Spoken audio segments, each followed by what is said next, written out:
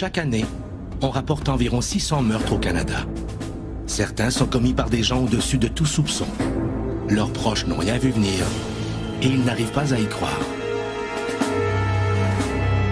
Le gars qui est en charge de l'enquête n'avait jamais vu quelque chose d'aussi horrible, d'aussi au Canada, d'aussi scabreux, d'aussi difficile à enquêter. Est-ce qu'on a manqué quelque chose? Est-ce qu'il y avait un signe? Mais il n'y avait rien. Il est toujours resté le même, tout le temps qu'on l'a connu. J'étais fâchée de voir que quelqu'un d'aussi gentil, en fait, ne l'était pas. C'est quoi les images qu'il a des femmes dans son monde intérieur? Je pense qu'il y a beaucoup d'images de femmes inaccessibles.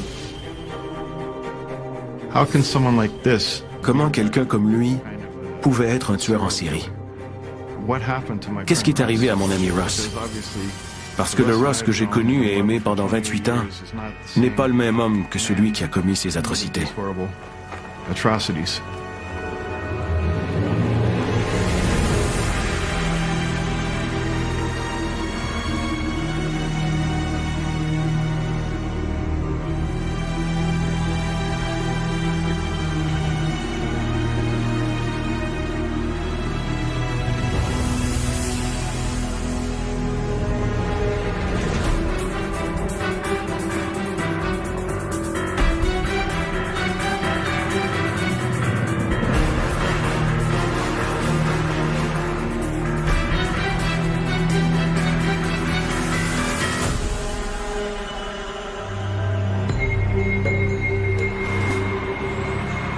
Le 25 novembre 2009, le photographe du journal Le Trentonian se rend sur la base militaire de Trenton, dans le sud-est de l'Ontario.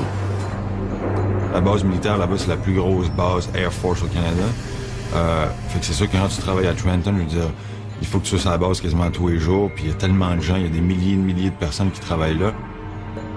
L'homme doit photographier le commandant de la base, le colonel Russell Williams, qui participe à une levée de fonds pour un organisme de charité. Le scénario prévu pour ramasser de l'argent est plutôt original.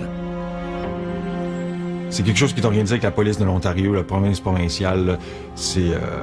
it was called Too Young to be a base commander. Puis tout simplement qu'il est too young, il est trop jeune. Ils disent qu'il est trop jeune pour être un commandant de la base militaire. Puis le maire de Trenton est trop jeune pour être un maire. Fait que la police va à leur bureau puis ils les arrêtent. Mais c'est juste pour lever des fonds. Fait qu'ils font ça à chaque année.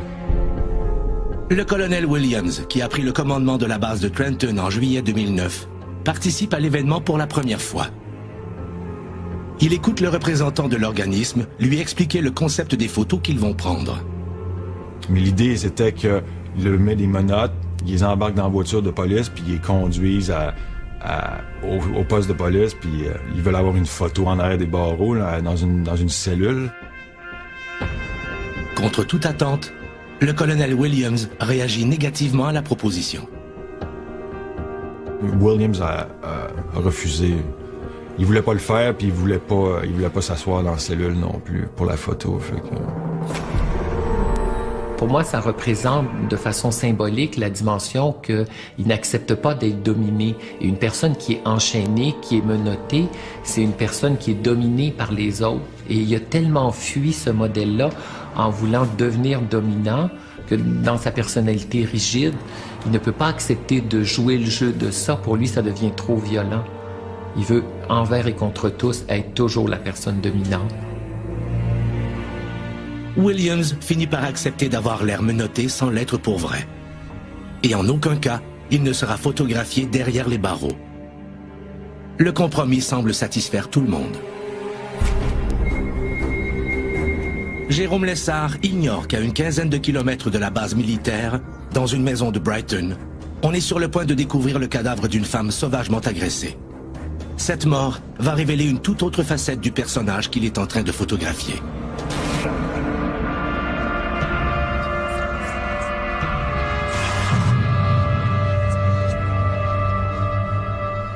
À 46 ans, le colonel Russell Williams est le plus jeune commandant des Forces armées canadiennes à diriger la base de Trenton. Il avait été promu très rapidement. Il était une étoile montante. J'en déduis qu'il avait certaines qualités qui lui ont permis de réussir.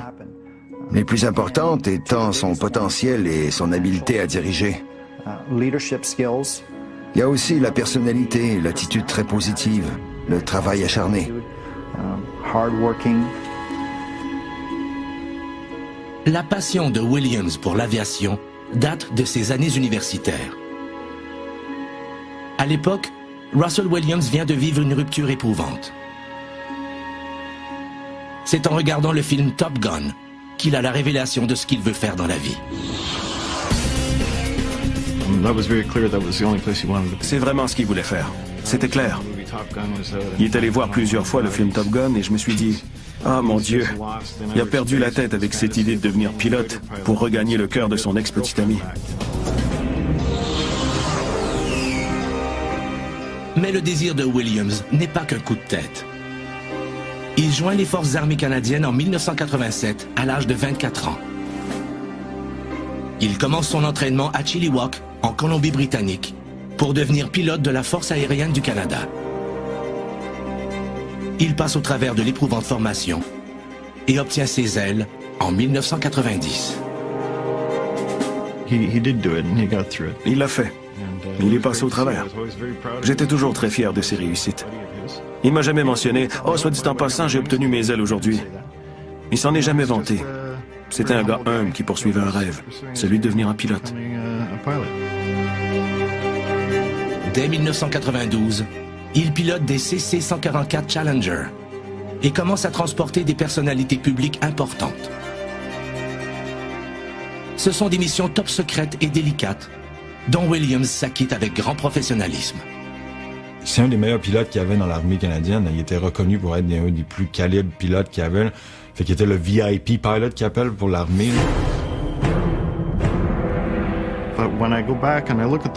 Quand je regardais les photos et les autographes, je lui disais « Tu veux rire? T'as transporté Jean Chrétien, Sheila Copps, la reine. » Et il répondait « Ouais, j'ai juste fait mon travail. » Il en faisait pas tout un plat.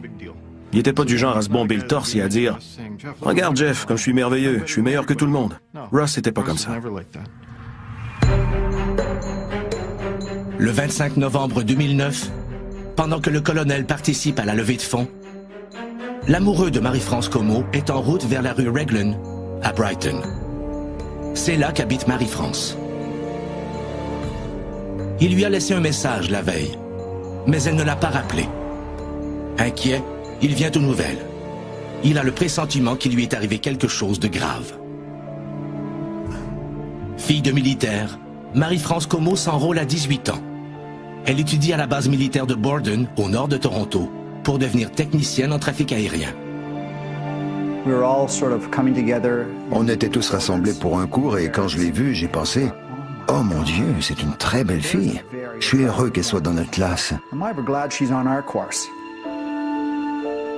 En 2009, le caporal Marie-France Comeau fait partie de l'escadron 437, directement sous les ordres de Williams. Il participe conjointement à plusieurs missions en Afghanistan et en Haïti. On se parlait au téléphone et il m'a dit « Il y a une Québécoise qui travaille avec moi et elle m'apprend à parler le français, à bien prononcer les mots. » Je lui ai répondu « Ah, parfait, c'est la bonne façon d'apprendre. » Il a ajouté « Oui, mais son nom est Marie-France. » Je lui ai dit « Ah ouais, c'est un beau nom, Marie-France. » Marie-France Comeau est appréciée de tous. Elle est discrète et réservée, mais possède un solide esprit d'équipe. Elle n'a pas d'ennemis. L'amoureux de Marie-France frappe à la porte sans que personne ne réponde. Sa nervosité augmente d'un cran. Il fait le tour de la maison et remarque que la porte patio arrière est déverrouillée. Le cœur battant, il entre. Dans sa chambre à coucher, le corps de Marie-France Comeau gît, nu, sous un sac de couchage. Elle a des blessures à la tête et aux bras. Elle est morte asphyxiée. Le 26 novembre 2009, à minuit 13, quelques heures après la découverte du corps, Russell Williams reçoit un courriel de la police l'avisant du décès du caporal Marie-France Comeau. Une heure plus tard, il reçoit un deuxième message, lui indiquant qu'il s'agit d'une mort suspecte. Tout au long de l'enquête, Williams tient à être informé des moindres détails. On regardait la télévision et tout à coup j'ai vu sa photo apparaître à l'écran. Et on parlait de sa mort. Je me suis dit c'est impossible. C'est épouvantable de penser que quelqu'un l'ait vraiment tuée. Un meurtre c'est terrible, mais la tuer elle. Jamais je n'aurais cru que quelqu'un puisse un jour en vouloir à Marie-France. J'étais assommé. Sur la base de Trenton, les amis de Marie-France Comeau refusent d'accepter sa mort horrible. Just awful. Militaires, parents et amis espèrent que la police identifiera rapidement le meurtrier. Mais celui-ci n'a laissé aucune trace derrière lui. Le 1er décembre 2009, le colonel Williams rédige une lettre de condoléances à la famille Comeau. Il écrit « Marie-France était une femme bienveillante et pleine de compassion. S'il vous plaît, laissez-moi savoir s'il y a quoi que ce soit que je puisse faire pour vous. » Les jours passent. L'enquête piétine. Un vent de panique commence à souffler à Trenton et à Tweed, une petite localité paisible située à environ 50 km de la base militaire et à près de 200 km d'Ottawa. Le souvenir de 2 agressions sexuelles récentes non élucidées refait surface. Le 17 septembre 2009, à Tweed, vers 1h du matin, une femme s'est fait agresser à son domicile. Son assaillant, entré par effraction, lui a rapidement enveloppé la tête d'une tête d'oreiller. Il l'a attachée, battue, agressée sexuellement et photographiée pendant des heures. Le 30 septembre, toujours à Tweed, une autre femme a subi les mêmes sévices. La mort de Marie-France Comeau dans des circonstances analogues suggère aux enquêteurs qu'il pourrait s'agir d'une seule et même personne. L'agresseur de Tweed, le meurtrier de Marie-France Comeau, va-t-il frapper une autre fois? Le 25 novembre 2009, Marie-France Comeau est retrouvée morte, assassinée sauvagement par un meurtrier non identifié. Le caporal travaillait à la base militaire de Trenton, sous les ordres du colonel Williams. David Russell Williams est né le 7 mars 1963 en Angleterre. Ses parents immigrent au Canada et s'installent à Chalk River, en Ontario. Ils y rencontrent les Sofka, un couple avec qui ils deviennent amis. Williams a 6 ans quand il apprend que son père courtise Madame Sofka. Sa mère demande et obtient le divorce. Quelque temps après, elle-même épouse Monsieur Sofka et le couple déménage en banlieue de Toronto. Probablement, il s'est passé un certain nombre de choses dans son enfance où on peut comprendre que pour lui, d'établir des relations harmonieuses dans lesquelles il pourrait s'exprimer dans ses sentiments, ça a dû être très difficile, très jeune. Malgré tout, Russell Williams semble mener une vie amoureuse normale. Le 1er juin 2001, Russell Williams épouse Mary Elizabeth Harriman. Celle-ci occupe un poste de haut fonctionnaire dans une fondation caritative. 3 ans plus tard, en juillet 2004, Williams prend le commandement de l'escadron 437 de la base de Trenton.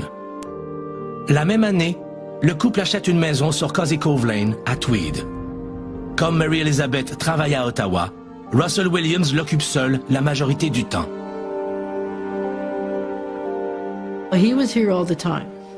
Lui, il était toujours ici.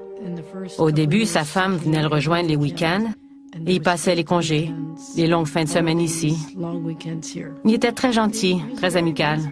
Comme elle, un couple très gentil. Le couple Harriman-Williams fait bientôt connaissance des Murdoch, leurs voisins immédiats.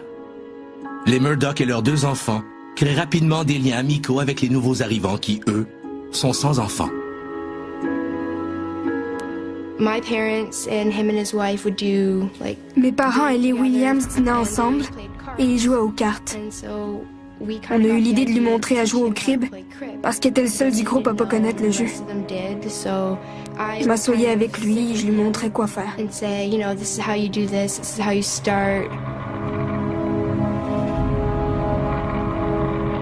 Au fil des ans, Russell Williams a appris à ne plus faire les plaisanteries d'un goût douteux qu'il affectionnait du temps de l'université. J'ai rencontré Ross à l'Université de Toronto en 1982. On partageait la même résidence. À cette époque, Williams adore jouer des tours à ses amis. Le soin maniaque et la patience qu'il met à les préparer créent un indéfinissable malaise chez ses amis. Je me souviens. J'étais assis à mon bureau. Ça devait faire à peu près 30 minutes. Il était très patient. Et soudainement, il est sorti de la garde-robe pour me faire sursauter. J'ai eu la peur de ma vie. Le fait qu'il y ait du plaisir à jouer des tours, il y a deux aspects qui ressortent de ça. C'est que premièrement, il y a le côté prémédité. Je veux dire, c'est quelque chose qui planifie. Et ensuite de ça, il y a le non-respect de la propriété privée des gens.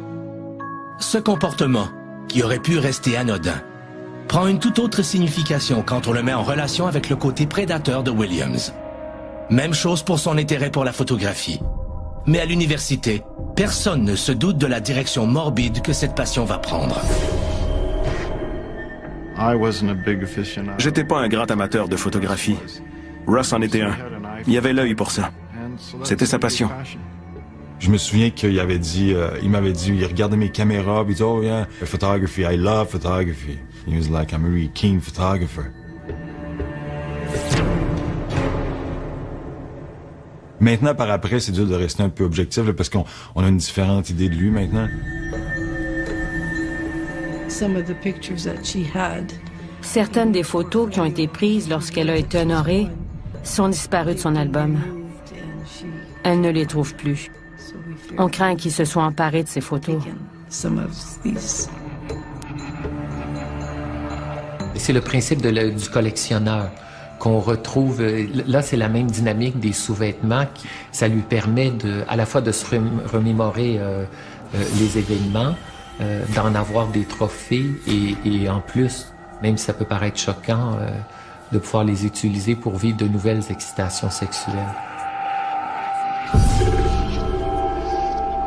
Vers la mi-décembre 2009, peu après la mort de Marie-France Comeau, Williams et sa femme emménagent dans une superbe propriété d'un quartier chic d'Ottawa. Mary Elizabeth y passe le plus clair de son temps, alors que le colonel Williams continue de vivre à Tweed. Il profite de sa solitude pour faire de longues randonnées nocturnes. Une jeune fille de 27 ans habite en bordure de l'autoroute 37, qui relie Belleville et Tweed, où habite Williams. Jessica Lloyd vient de reprendre la maison familiale dont elle est très fière. La demeure est isolée, mais Jessica n'a pas peur d'y vivre seule. Russell Williams l'a aperçue à 2 reprises en empruntant l'autoroute 37 à bord de son Nissan Pathfinder alors qu'il rentrait chez lui à Tweed. Quelques jours plus tard, il se cache pour épier la jeune femme par une fenêtre pendant qu'elle s'entraîne sur un appareil. Au début des années 80, des viols ont été commis sur le campus de l'Université de Toronto, alors qu'on étudiait là. La direction de l'université avait demandé aux résidents d'accompagner leurs amies étudiantes dans leurs déplacements lors des cours du soir. Et Ross était l'un des premiers à offrir ces services. Alors, est-ce qu'il avait un problème avec les femmes? Absolument pas. Au début de janvier 2010, Jessica commence les préparatifs d'un voyage qu'elle veut faire à Cuba avec sa mère. Les 2 femmes sont très proches. À la même époque, l'horaire du commandant de la base de Trenton est très chargé. À la suite d'un tremblement de terre qui a durement éprouvé Haïti, le colonel Williams supervise l'envoi d'approvisionnement aux sinistrés, en même temps qu'il voit au rapatriement des travailleurs canadiens qui rentrent au pays. Le 15 janvier 2010, Williams est honoré pour ses 22 années de bonne conduite et de loyaux services dans les Forces armées du Canada. Après le grade de colonel, c'est celui de général. C'est la consécration. Il était sur le point de devenir le plus haut gradé de l'armée canadienne.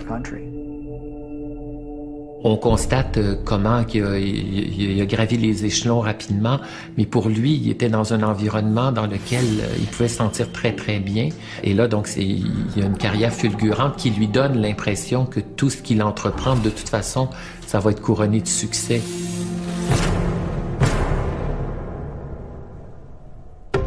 Dans la nuit du 28 au 29 janvier, à 3 heures du matin, sous une pleine lune, 2 hommes roulent sur l'autoroute 37 entre Belleville et Tweed. Ils remarquent un véhicule utilitaire sport semblable à un Nissan Pathfinder, stationné dans un champ de maïs, non loin d'une résidence. Il s'agit de la maison de Jessica Lloyd. Le véhicule semble vide. Les 2 hommes trouvent la chose étrange, mais ne s'arrêtent pas. Le matin du 29 janvier 2010, le patron de Jessica appelle la mère de la jeune femme. Jessica n'est pas rentrée au travail et ne l'a pas prévenue. La mère de Jessica se rend à la maison de sa fille, en bordure de l'autoroute 37. Elle y trouve son sac à main, ses clés et son cellulaire, mais aucune trace de Jessica. Elle appelle immédiatement la police. Les projets de voyage entre Jessica et sa mère tombent à l'eau. Les recherches pour retrouver la jeune femme de 27 ans commencent. Personne n'a idée de la conclusion surprenante à laquelle cette enquête va mener. La disparition mystérieuse de Jessica Lloyd, le 29 janvier 2010, donne lieu à des recherches en règle de son domicile et des environs. Les policiers passent la maison au peigne fin, mais ne trouvent rien. À Trenton, le colonel Williams poursuit ses activités régulières. Il continue de suivre de près l'enquête sur le meurtre de Marie-France Comeau, mais celle-ci piétine, faute d'indices. Une des dernières fois que je l'ai photographié là, en public, c'était fin janvier. Il était ici avec le ministre de la National Defense, Peter MacKay, et puis le gros boss de l'armée canadienne. Puis les 3 étaient là pour un tour de la base militaire là, pour supporter les troupes. J'ai passé 3 heures avec eux autres, puis je me souviens que il était très silencieux, il disait pas grand-chose. 20 ans d'armée et de discipline ont façonné la personnalité de Russell Williams. Il est passé maître dans l'art de contrôler les détails dans tous les domaines de sa vie. Sa femme et ses amis ne manquent pas d'occasion de s'en rendre compte. Je l'appelais Martha à cause de Martha Stewart, celle qui garde tout propre et bien rangé. J'ouvrais les portes de la garde-robe et ça ressemblait à une boutique pour hommes. Il y avait 1 pouce entre chacun de ses habits qui étaient parfaitement alignés. Même chose pour les souliers. On pouvait voir qu'il avait mis du temps pour tout ranger. Il est en train de nous dire qu'il va avoir de la difficulté dans la vie à faire des compromis. Évidemment, il faut regarder ça avec beaucoup d'attention parce que sur cette base-là, il va chercher à dominer son environnement. Dans l'après-midi du 29 janvier 2010, les enquêteurs dépêchés au domicile de Jessica Lloyd aperçoivent des traces de pas dans la neige. 2 séries d'empreintes différentes qui mènent à des traces de pneus. Ils prennent immédiatement des photos qui sont envoyées au laboratoire pour fin d'expertise. Le 30 janvier, l'un des hommes qui a aperçu le véhicule utilitaire sport, non loin de la maison de Jessica Lloyd 2 jours plus tôt, se rend au poste de police raconter son histoire. Les enquêteurs possèdent maintenant une date, une heure précise et un type de véhicule. Un pas de géant vient d'être fait. Le samedi 30 janvier 2010, au matin, le colonel Russell Williams se prépare à amener un contingent de soldats en Californie. Il est de retour le soir même à 18h30. Il se rend au bureau, travailler, puis rentre à Ottawa passer le reste du week-end avec sa femme. When did all this break loose for him? When did he lose control? Quand est-ce que tout s'est effondré pour lui? À quel moment a-t-il perdu le contrôle? Il était très bien structuré. Il était en contrôle de tout, bien organisé. Et puis après, il y a des gens hyper organisés, hyper propres. Il n'y a rien de mal à ça. Mais à quel moment a-t-il utilisé ce contrôle pour planifier ses crimes dans les moindres détails? Les policiers nous ont dit qu'il a pris beaucoup de temps pour épier ses victimes et savoir à quel moment il pourrait s'introduire chez elles en leur absence. Je regarde ça et je pense qu'il était très détaché, très froid, sans émotion. Manifestement, il s'était entraîné pour se distancer de ses actions. Je ne sais pas comment il faisait pour être aussi calme après avoir commis un crime. C'est incroyable. Il a vraiment berné beaucoup de monde.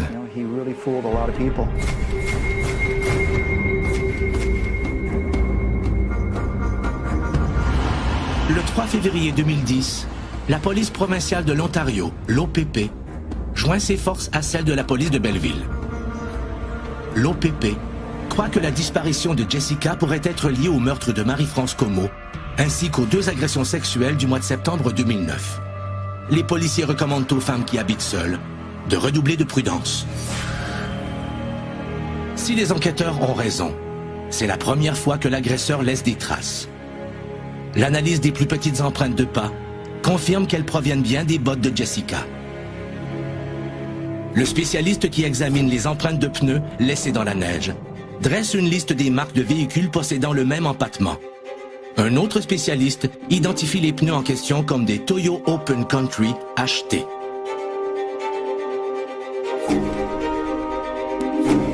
Les policiers ont ce qu'il faut pour passer à un nouveau plan d'attaque. Ils ont fait des barrages, l'OPP a fait des barrages, puis la police de Belleville, pendant une couple de jours, là, juste pour regarder s'ils ne pouvaient pas trouver des indices ou s'ils ne pouvaient pas trouver quelque chose d'intéressant.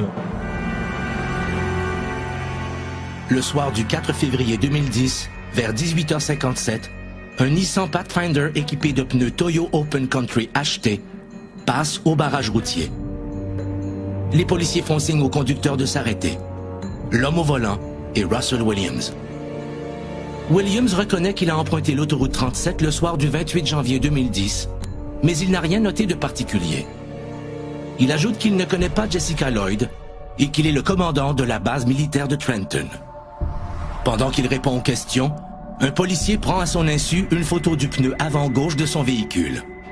Puis, Williams reprend la route en direction nord, sur l'autoroute 37. Il ignore que les enquêteurs viennent de le placer tout en haut de leur liste de suspects. Le lendemain, à 14h, le sergent détective Jim Smith, de l'unité des sciences comportementales de l'OPP, appelle Williams pour l'informer qu'il enquête sur la disparition de Jessica Lloyd et qu'il aimerait lui poser quelques questions.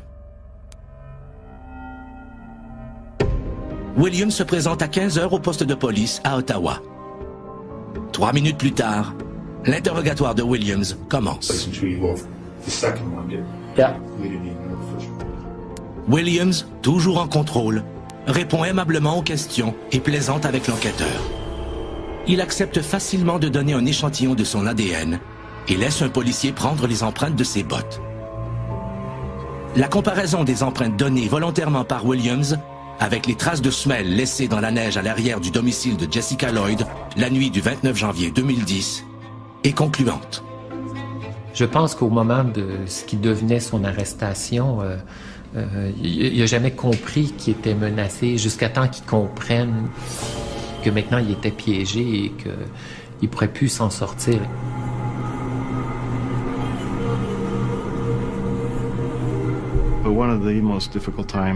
Un des moments les plus difficiles pour moi, c'est lorsque j'ai vu son interrogatoire à la télévision. C'était Russ comme dans la vraie vie. Je le voyais marcher, il souriait, il mâchait de la gomme, il portait des jeans comme d'habitude. Mais la terrible réalité, c'est qu'il était interrogé en rapport avec ces horribles viols et meurtres. C'est là que ça m'a bouleversé. J'ai réalisé que c'était vraiment Russ.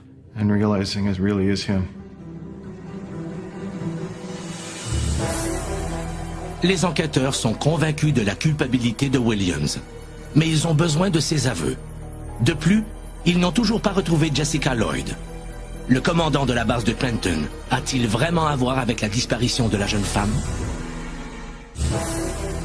Le 7 février 2010, après 3 longues heures d'interrogatoire, Williams apprend que des policiers sont sur le point de perquisitionner ses 2 résidences.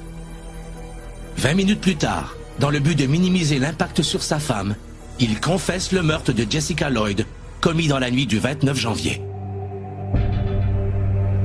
Dans les jours qui ont précédé le crime, Williams a inspecté les lieux et noté les allées et venues de la jeune femme. À 22h36, le 28 janvier, Jessica Lloyd envoie un message texte à une copine pour lui dire qu'elle est bien rentrée chez elle. C'est le dernier message de Jessica. Vers minuit, au volant de son Nissan Pathfinder, Williams se rend près de la maison de Jessica. Pendant qu'il surveille la fenêtre de la chambre de la jeune femme, Williams voit une voiture de police s'arrêter tout près. Il va immédiatement se cacher. Fait qu'elle a arrêté, elle trouvait ça un peu suspect, fait qu'elle est arrêtée, elle a cogné à la porte. Mais il n'y avait pas de réponse. Elle savait pas ce qui se passait. Pour elle, c'était juste curieux. Russell Williams était dans le bois, puis il pouvait avoir. La policière repart, convaincue qu'il n'y a personne dans la maison. Williams, qui a enfilé une cagoule, pénètre dans la maison par la porte-fenêtre débarrée. Grâce au faisceau de sa lampe torche, il trouve son chemin jusqu'à la chambre. Il s'approche du lit. Au moment où il vient pour frapper Jessica avec sa lampe, elle se réveille. Elle hurle, mais il lui ordonne de se taire. Il lui met du ruban adhésif sur les yeux et retire sa cagoule. Williams la renverse et lui attache les mains derrière le dos avec la corde qu'il a apportée. Jessica est terrorisée. Il la prend en photo. Puis, il fouille dans les tiroirs de lingerie de la jeune femme. Toute la nuit, il lui fait porter divers sous-vêtements. Il l'oblige à prendre des poses et la photographie. Elle collabore, espérant ainsi qu'il lui laisse la vie sauve. Il la viole à répétition et filme les agressions sexuelles. Williams décide d'emmener Jessica Lloyd chez lui pour continuer ses agressions sans craindre l'arrivée d'un témoin gênant. Épuisée, Jessica s'écroule dans le lit de Williams. Il la laisse dormir. Dans sa tête, c'est clair que jamais il va vouloir laisser de traces, donc c'est sûr qu'il va détruire les personnes et qu'il va les assassiner. Finalement, ce qu'il dit aux gens, c'est « j'ai le pouvoir de vie et de mort sur toi, donc tu m'appartiens totalement et ta vie m'appartient. » Au bout de quelques heures, Jessica se réveille et simule une crise d'épilepsie, espérant que Williams aille chercher du secours. Williams s'assoit près d'elle et lui caresse le visage. Il filme longuement les convulsions de Jessica. Après l'avoir photographiée et agressée de nouveau à plusieurs reprises, il lui donne des fruits et il lui laisse croire qu'ils vont partir. Il lui met du ruban adhésif sur la bouche. Alors qu'elle se dirige vers la porte, Williams la frappe à la tête avec sa lampe de poche. Elle tombe inconsciente sur le plancher. Puis, il l'étrangle jusqu'à ce qu'elle ne bouge plus. Il prend 3 photos de Jessica morte. Il va porter le corps dans le garage et part pour la base de Trenton. Il dort quelques heures sur son lit de camp avant de partir pour la Californie, comme si de rien n'était. Ça fait peur parce que c'est un vendredi et je travaillais seulement à 16 heures ce jour-là. Quand il la retenait chez lui, j'étais donc ici, juste à côté. C'est surréel. À son retour de Californie, il va passer le week-end avec sa femme à Ottawa. Lorsqu'il en revient, le cadavre de Jessica Lloyd repose dans le garage depuis 4 jours. Williams va le porter à une dizaine de mètres du chemin Carey, derrière un rocher, sans prendre de précautions pour le dissimuler. Après avoir confessé l'horreur, Russell Williams demande au détective de lui fournir une carte géographique. Il lui indique l'endroit où il a disposé du cadavre de Jessica Lloyd. Les policiers envoyés sur place le trouvent sans difficulté. Pour la famille de la jeune femme, ce qui restait d'espoir vient d'être anéanti. La douleur les submerge. Les enquêteurs ne sont pas prêts à laisser aller Russell Williams. Marie-France Comeau travaillait sur la base de Trenton et Williams connaissait ses allées et venues. Il décide de le questionner également sur ce meurtre. Williams demande une fois de plus qu'on épargne sa femme et passe aux aveux. Dans la nuit du 24 au 25 novembre 2009, après avoir épié la maison de Marie-France Comeau, Russell Williams s'y introduit par une fenêtre du sous-sol. Il est persuadé que la jeune femme est endormie. Sa surprise est grande de la voir descendre les marches. Marie-France veut s'assurer que son chat est bien rentré pour la nuit. Elle croit qu'il est descendu au sous-sol. C'est alors qu'elle aperçoit, à demi dissimulé derrière la fournaise, un homme cagoulé. Elle hurle. Williams se jette sur elle. Elle se débat de toutes ses forces, le repousse, le griffe. Mais il la maîtrise en la frappant avec sa lampe de poche. Elle tente de fuir, mais Williams l'immobilise au sol. Je suis surpris qu'elle se soit débattue. Ça ne traduit pas sa personnalité. Elle n'aimait pas la confrontation. Mais je suis fier qu'elle ait résisté et j'aurais souhaité qu'elle s'en sorte. Toute la nuit, elle résiste à son agresseur. Williams l'attache, la bâillonne, la viole à plusieurs reprises. Il photographie tout. Il filme même sa mort. On voit qu'il est en colère contre les femmes. Ça, c'est assez évident. Ça suggère que tout le mépris qui va véhiculer auprès d'elle, c'est qu'à la base, il n'arrive pas à les comprendre et que s'il ne les comprend pas, c'est que derrière ça, il y a énormément de peur. Mais les enquêteurs ne sont pas au bout de l'horreur. Russell Williams avoue également être responsable des 2 agressions sexuelles de septembre 2009. Il reconnaît aussi un nombre incalculable d'entrées par effraction et de vols de lingerie féminine effectués durant ses longues promenades nocturnes. Les enquêteurs vont fouiller les maisons de Williams à Tweed et à Ottawa, aux endroits que Williams leur a indiqués. Avec stupeur, ils découvrent des centaines de sous-vêtements féminins, des milliers de photos dissimulées dans les plafonds et dans le disque dur externe de l'ordinateur. Fidèle à sa manie de tout classer, Williams a inscrit la date, le lieu et l'heure à laquelle elles ont été prises.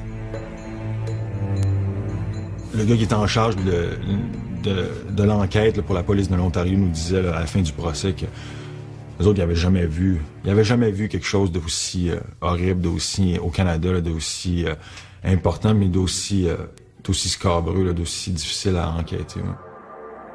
Parmi les trophées que Williams a conservés, les enquêteurs découvrent avec répulsion les enregistrements vidéo de ces agressions et des 2 meurtres. Comment cet homme respecté, ce haut gradé des forces armées, a-t-il pu sombrer dans une si totale déchéance? La justice lui accordera-t-elle un châtiment à la mesure de l'horreur? Le 7 février 2010, Russell Williams est arrêté et accusé des meurtres au 1er degré du caporal Marie-France Comeau et de la jeune Jessica Lloyd. La population de Tweed et des environs, ainsi que les militaires, apprennent avec consternation que le fier commandant de la base de Trenton est un horrible assassin.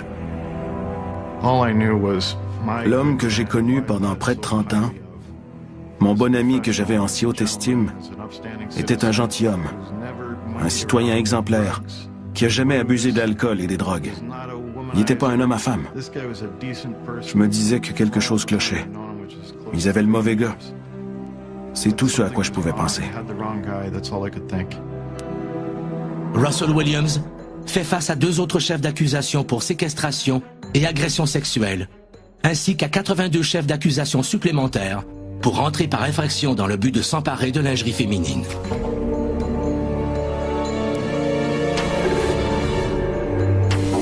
Son besoin de se photographier en femme, ça renvoie à 2 images opposées. C'est d'abord son côté narcissique, qui peut être une femme, mais en même temps son côté méprisant des femmes. On sent tout le mépris qu'il a d'elle en essayant de donner une image qui là devient totalement grotesque.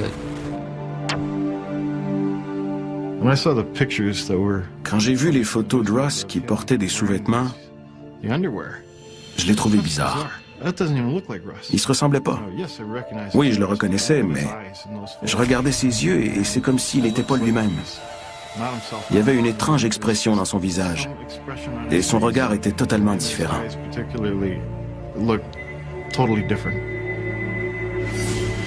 Ses voisins, les Murdoch, sont encore plus abasourdis quand ils apprennent que Williams a commis ses 3 premières entrées par infraction, avec vol de lingerie, chez eux.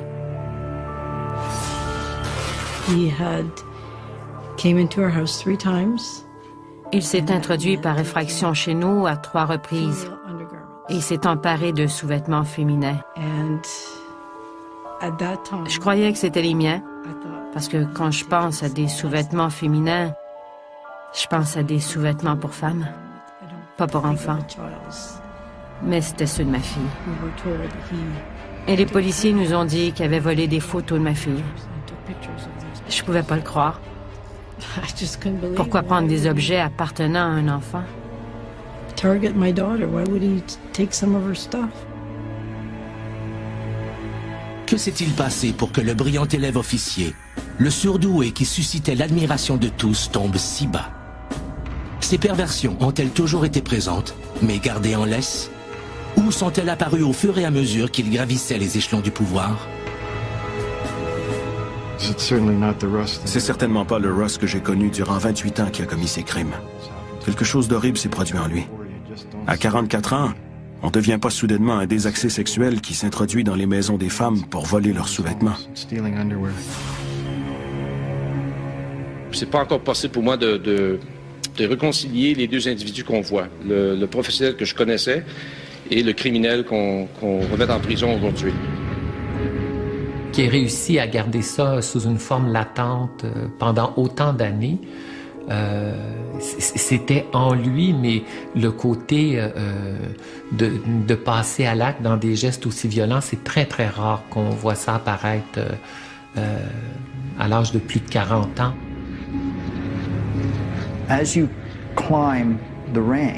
Quand vous montez en grade, on vous accorde davantage d'importance. Tout à coup, vos responsabilités autant que votre visibilité sont plus grandes. Je ne sais pas comment il a fait pour pouvoir si bien camoufler ses crimes. D'autant plus qu'il était commandant de la base. Incarcéré, en attente de son procès, Williams tente de se suicider. Les gardiens réussissent toutefois à lui sauver la vie. Dans son cas, c'est la pire souffrance parce que ça devient la déchéance sociale. Toute l'illusion de ce qu'il paraissait être, tout s'effondre. Le 26 août 2010, Williams abandonne son droit à une enquête préliminaire. Son procès débute le 7 octobre 2010 à Belleville. Lors de l'audience, la mère et le frère de Jessica Lloyd tiennent une photo de la victime entre leurs mains pour que personne ne l'oublie.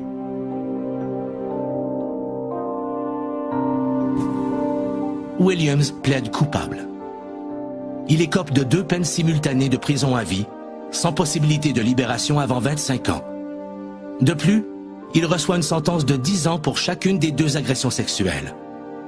À cela, s'ajoutent des peines d'1 an de prison pour les vols et entrées par infraction dans des résidences privées. Les chances sont fortes qu'il ne sorte jamais de prison. Dès que les sentences sont prononcées, les forces armées canadiennes destituent Russell Williams de son grade de colonel. Ils l'expulsent de leur rang et le dépouillent de ses médailles qui sont brûlées en même temps que ses uniformes militaires.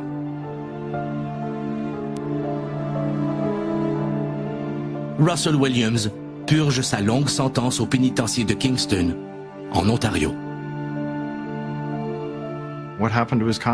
Comment quelqu'un peut vivre avec ça sur la conscience? Non seulement il a vécu avec ses secrets, mais il a gardé les pièces à conviction, les photos en souvenir de ses crimes. C'est ce que je me demande. Qu'est-il advenu de sa conscience? Personne ne va croire à ses chances de réhabilitation. Il est vraiment dans un univers fermé qui, à la base, correspond à sa pathologie.